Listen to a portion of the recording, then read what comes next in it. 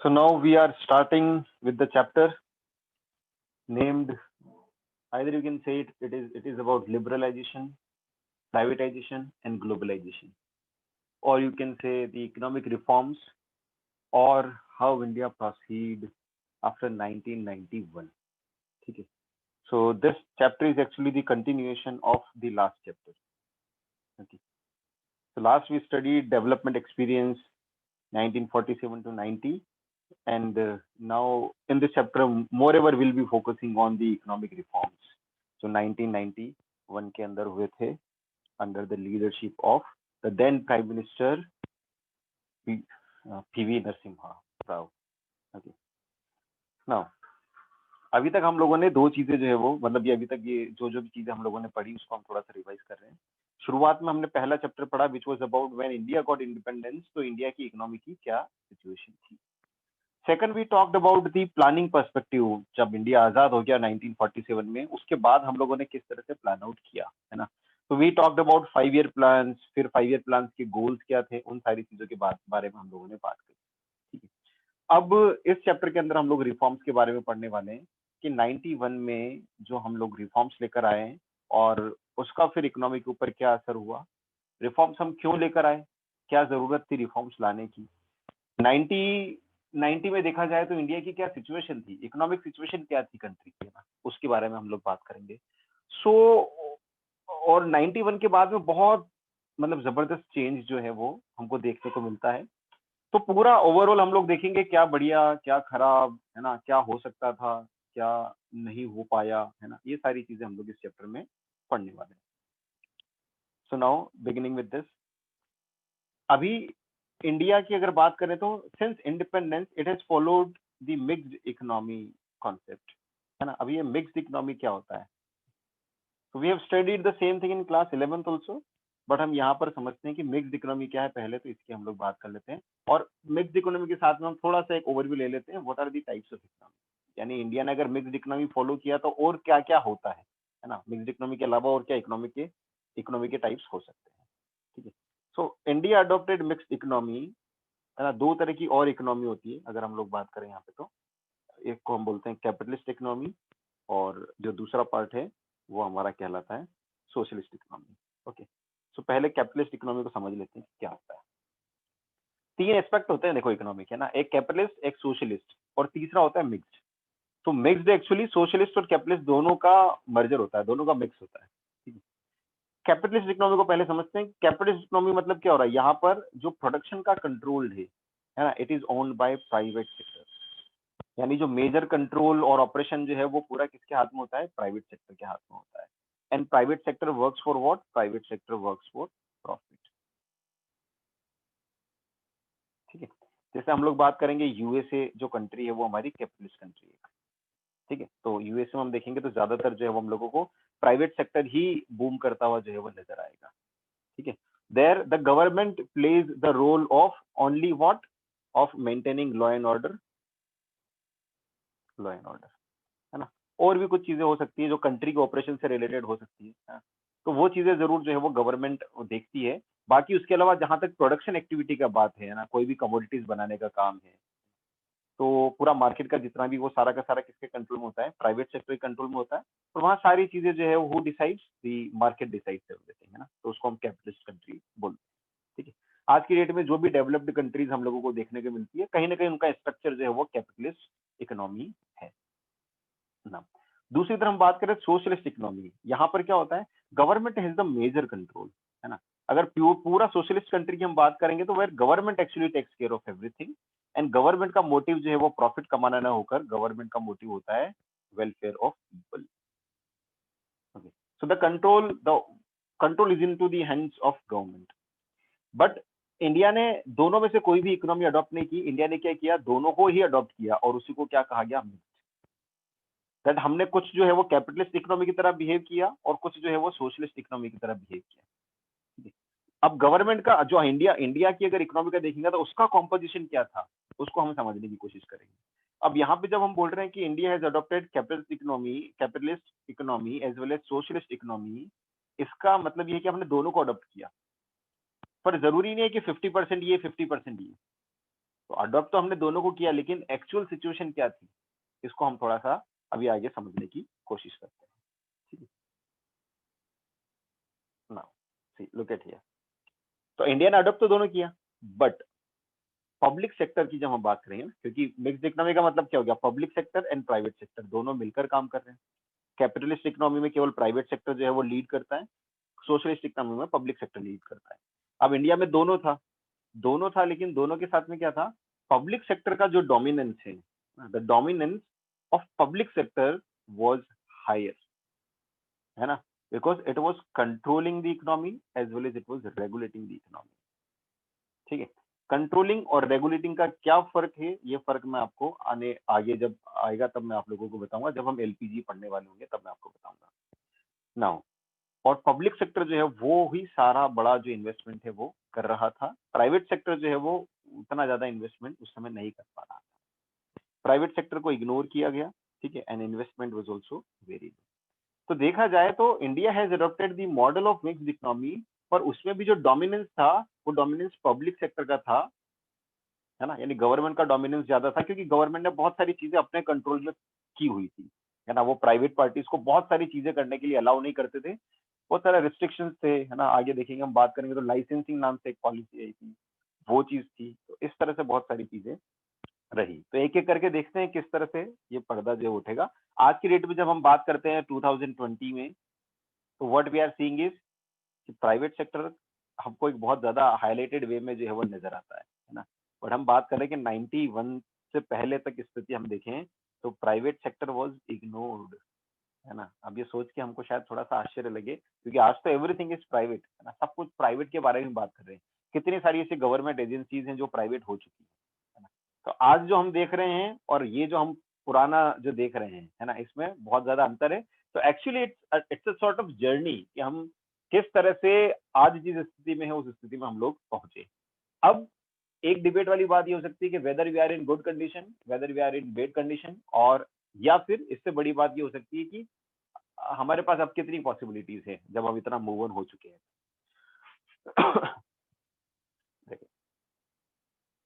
Now, public sector has dominated for 4 decade. 4 decade मतलब कितना हो गया, 40 ईयर्स। तो 40 ईयर्स की हम बात करें मतलब कितना, एक तरह से 1950 से लेकर 1990 तक 40 ईयर्स तक पब्लिक सेक्टर का डोमिनेंस जो है वो हमारी कंट्री में रहा, means government was controlling everything. ठीक है, अब क्या हुआ, इसका इम्पैक्ट इकोनॉमी पर ये हुआ कि जो ग्रोथ का जो प्रोसेस था वो प्रोसेस कहीं ना कहीं है it it it got hampered, है ना, उसके ऊपर जो है वो चोट पड़ी बड़ी, तो ग्रोथ जो है वो उतनी नहीं हो पाई।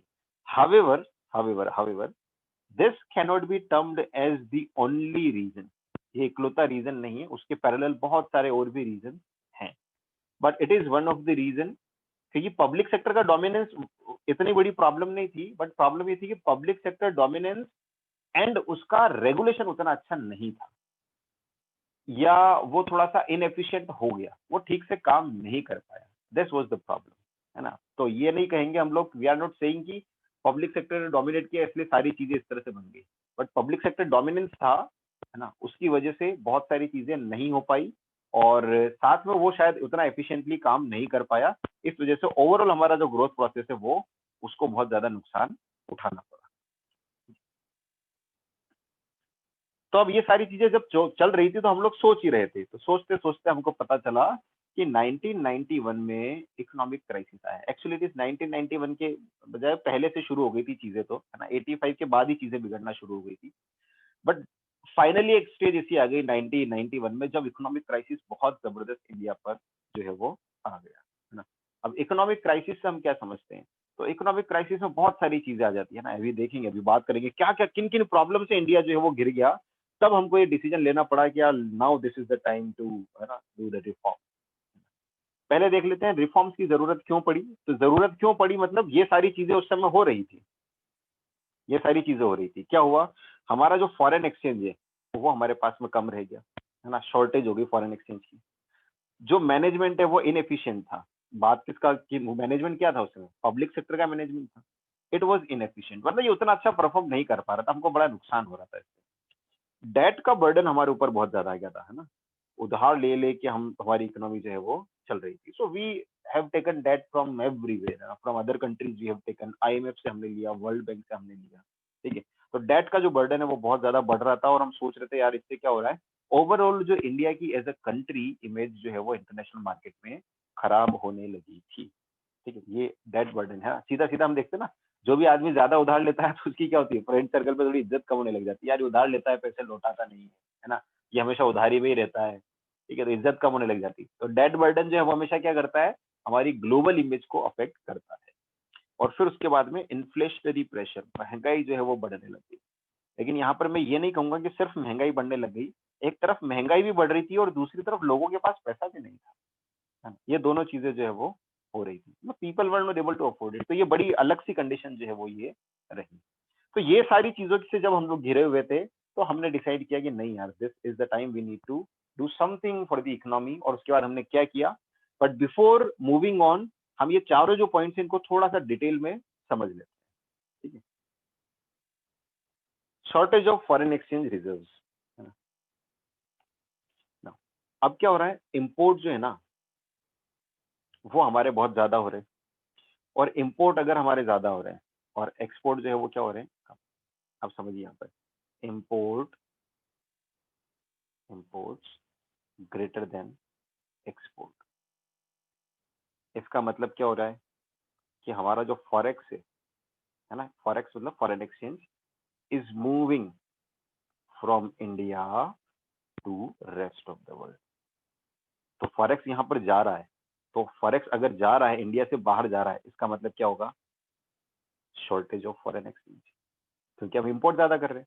इंपोर्ट करने के लिए हमको क्या करना पड़ेगा, डॉलर जाएगा इधर, है ना, पाउंड स्टर्लिंग जाएगा इधर, यूरो जाएगा इधर, है ना, जापानीज येन जाएगा उधर, तो सारी करेंसीज जो हमारी क्या हो रही है, बाहर जा रही है। और एक्सपोर्ट हमारा क्या हो रहा है, कम हो रहा है। एक्सपोर्ट कम हो रहा है मतलब ये करेंसीज इंडिया में आ रही है वो कम मात्रा में आ रही है, ठीक है। तो शॉर्टेज ऑफ फॉरेन एक्सचेंज जो है वो होने लगी। और फॉरेन एक्सचेंज का शॉर्टेज जो है वो थोड़ी दिक्कत वाली बात हमारी कंट्री के लिए है, ठीक है। कैसे है, तो इसको हम लोग जो है वो, now this we will relate this in macroeconomics. जब हम फॉरेन एक्सचेंज नाम का एक पूरा चैप्टर पढ़ने वाले हैं, उसमें इन डिटेल हम बात करेंगे कि फॉरेन एक्सचेंज रेट्स किस तरह से डिसाइड होती है, और फॉरेन एक्सचेंज रेट कम होती है और ज्यादा होती है तो उसका क्या इम्पैक्ट होता है, ठीक है। पर फिलहाल अब ये समझिए कि हम इंपोर्ट ज्यादा कर रहे थे और एक्सपोर्ट कम कर पा रहे थे, इस वजह से हमारा फॉरेन एक्सचेंज जो है वो रिजर्व जो है वो हमारा फॉरेन एक्सचेंज का वो धीरे धीरे कम होने लग गया, ठीक है। This is clear. ना इसका इफेक्ट जो है वो क्या पड़ा, है ना। तो ओवरऑल जब हम लोग इफेक्ट की बात करेंगे तो व्हाट इफेक्ट वाज ना, फॉरेन एक्सचेंज कम तो हो ही गया, ये हम लोगों ने बात कर ली। साथ में there were not sufficient reserves for even a fortnight to finance import.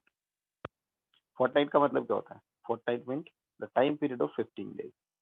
तो हमारा फॉरेन एक्सचेंज रिजर्व इतना कम हो गया था कि हमारे पास में हमारे इंपोर्ट्स को मैच करने के लिए 15 दिन का फॉरेन एक्सचेंज भी नहीं था कि 15 दिन और हम लोग जो है वो ट्रेड कर पाते हैं, ठीक है। तो इतना ज्यादा फॉरेन एक्सचेंज रिजर्व हमारा लो हो गया। अभी तो हम काफी बेहतर सिचुएशन में।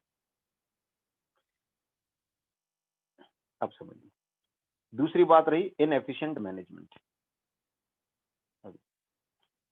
तो गवर्नमेंट जो है उसका पूरा खर्चा किस में हो रहा था, डेवलपमेंट प्रोग्राम, ठीक है।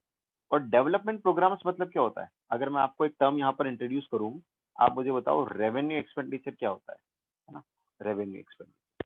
तो हम लोगों ने ये बात समझी है कि रेवेन्यू एक्सपेंडिचर मतलब क्या हो गया, ऐसा एक्सपेंडिचर जो वन साइडेड होता है, यानी जो पैसा गवर्नमेंट खर्च करती है बदले में गवर्नमेंट को कुछ नहीं मिलता। तो गवर्नमेंट का ज्यादा पैसा जो है वो डेवलपमेंट प्रोग्राम्स में चला जा रहा था, जिसकी वजह से गवर्नमेंट का रिटर्न में कुछ भी रेवेन्यू जो है वो नहीं हो पा रहा था, ठीक है। तो government was not able to generate sufficient revenue. Revenue नहीं आ रहा है, क्योंकि रेवेन्यू कब आएगा गवर्नमेंट का, गवर्नमेंट के पास में जो रेवेन्यू आता है वो हमने पढ़ा है गवर्नमेंट बजट में, जब पढ़ा हमने तो व्हाट वी स्टडी, गवर्नमेंट के पास पैसा आता है टैक्स से, गवर्नमेंट के पास पैसा आता है नॉन टैक्स से, इन दो चीजों से आता है, ठीक है।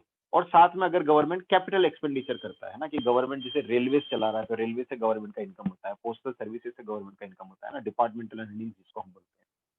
तो और भी और गवर्नमेंट इन्वेस्ट करता है तो पैसा आता है, लेकिन रेवेन्यू एक्सपेंडिचर से गवर्नमेंट के पास पैसा रिटर्न उतना नहीं आता।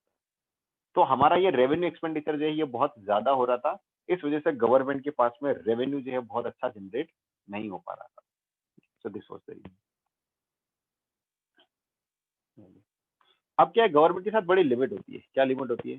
जैसे टैक्स से भी गवर्नमेंट के पास पैसा नहीं आ रहा है और पब्लिक सेक्टर एंटरप्राइजेस से भी गवर्नमेंट के पास पैसा नहीं आ रहा है। ये दोनों चीजें जो होने लगी।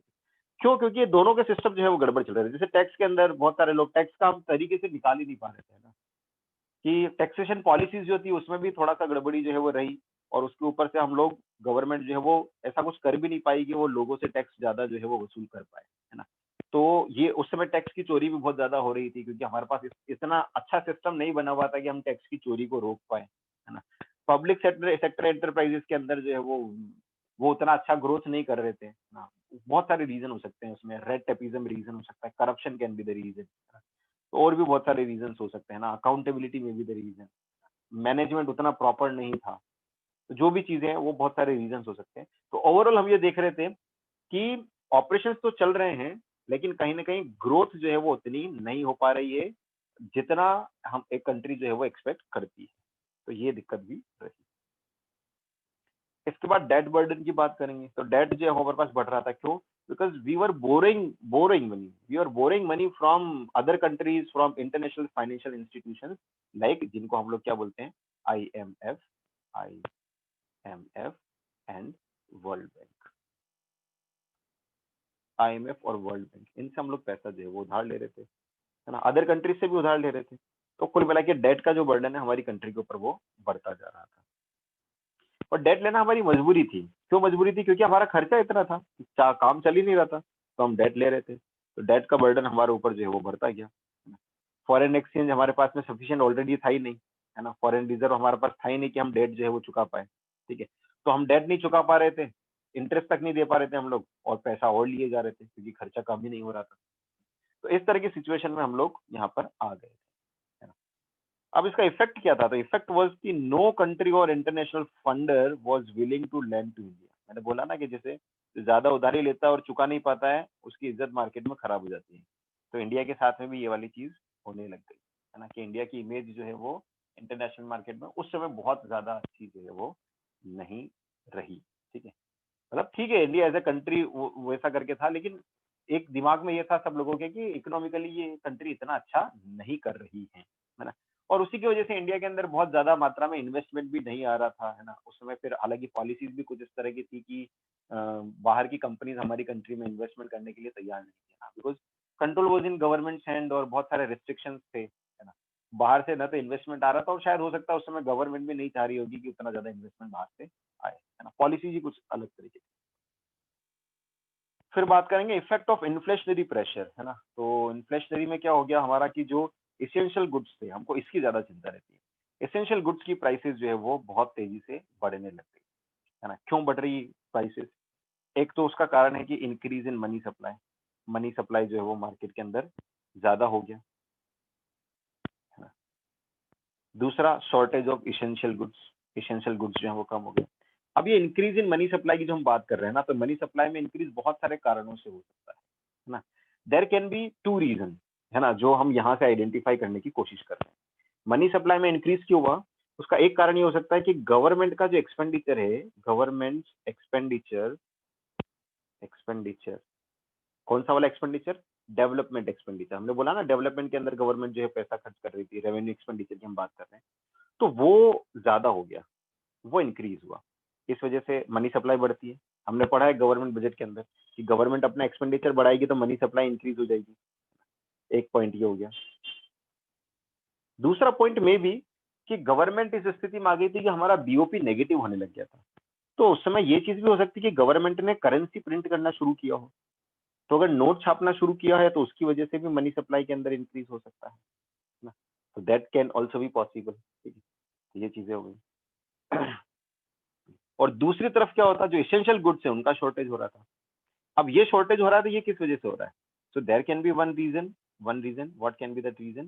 That reason may be population was increasing rapidly, है ना। ये तो हम देख ही रहे हैं, पॉपुलेशन वाज इंक्रीजिंग। तो हो सकता है कि इसेंशियल गुड्स का शॉर्टेज किस वजह से हो रहा है, कि प्रोडक्शन तो हो रहा होगा बराबर, लेकिन पॉपुलेशन जिस स्पीड से बढ़ रही थी उस स्पीड से शायद प्रोडक्शन नहीं हो रहा हो, है ना। या ये भी हो सकता है कि वाकई में लो प्रोडक्शन हो, ये पॉसिबिलिटी भी है।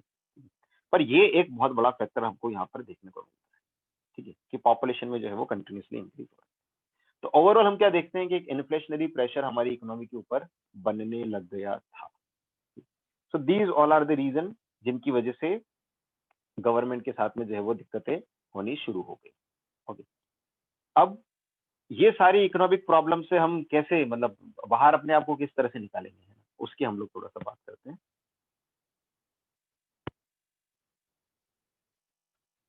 सुनाओ, सी है ना, वापस से प्रॉब्लम्स को रिवाइज कर रहे हैं। इन्फ्लेशन का प्रॉब्लम था, फॉरेन एक्सचेंज रिजर्व हमारे पास में नहीं था, पब्लिक सेक्टर परफॉर्मेंस जो है वो बहुत ज्यादा खराब हो गई थी, एक्सपेंडिचर जो है वो बहुत ज्यादा बढ़ गया था हमारा, है ना, जो हमने बात किया, गवर्नमेंट अपने एक्सपेंडिचर को बढ़ा रही थी, क्योंकि डेवलपमेंट एक्सपेंडिचर कुछ ऐसी चीजें जो जरूरी है कंट्री के लिए, करना ही पड़ेगा गवर्नमेंट को, there is no other option, है ना। रेवेन्यू हमारा इतना ज्यादा नहीं था, यानी गवर्नमेंट की अर्निंग जो है वो कम थी, और साथ में गवर्नमेंट के ऊपर डेट भी बहुत ज्यादा था। तो जब इतनी सारी परेशानियों से एक कंट्री घिरी हुई है, तो कंट्री के पास में क्या ऑप्शन है ना, what this country will do. तो क्या किया हमने, तो आप समझिए, वी डिड एग्जैक्टली दिस। ये वर्ल्ड बैंक और आईएमएफ वाले लोग बैठे हुए हैं, और इनके सामने जो कंट्री है उसका नाम है इंडिया, है ना। कहने को अच्छा नहीं लगेगा, but then the situation was exactly this only, that government जो है वो वर्ल्ड बैंक और आईएमएफ के पास गई और बोला कि भैया कुछ करो, है ना, our country is in danger, economic crisis हमारी कंट्री में आ गया है। तो वर्ल्ड बैंक और आईएमएफ ने बोला कि ठीक है भैया, हम आपकी मदद करेंगे, बट अगर हम आपकी मदद करेंगे तो you have to follow some condition. तो गवर्नमेंट ने बोला कि भैया ठीक है, आप जो बोलोगे हम मानेंगे, पर अभी अभी हमारी सिचुएशन ऐसी है कि we need to get out of this economic crisis. तो अब इसके लिए क्या किया गया, तो वो हम देख लेते हैं।